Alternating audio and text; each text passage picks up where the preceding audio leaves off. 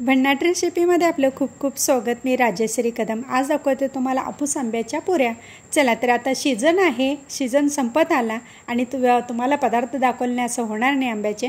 आता 1 वाटी गव्हाचं पीठ घेतलेलं आहे आणि 1 वाटी आंब्याचा रस घेतलेला आहे आणि तो अर्धी वाटी गूळ घालून ना आटवून घेतलेला आहे।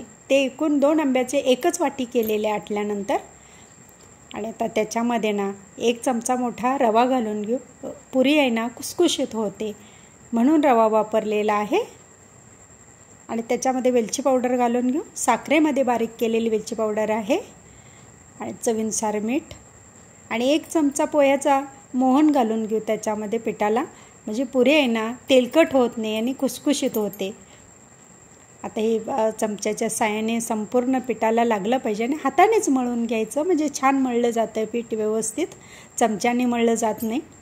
आता हे तयार झालेले पीठ आहे ना 10 मिनिटं ठेवायचं रेस्ट घ्यायला, म्हणजे छान असं पुऱ्या होतात त्याच्या।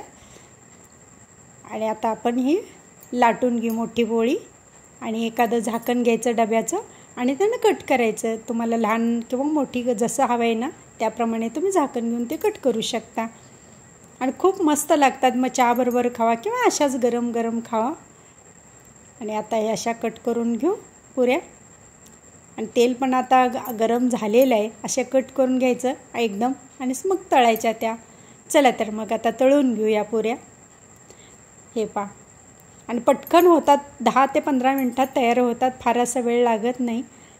आणि माझे रेसिपी व पदार्थ आवडल्या चॅनलला सबस्क्राईब करा, बेल आयकॉन दाबा, लाईक करा, इतरांना शेअर करण्याचं विसरू नका, तसेच कमेंट करण्याचं विसरू नका। आपल्यासाठी अशीच नवनवीन पदार्थांनी तोपर्यंत धन्यवाद।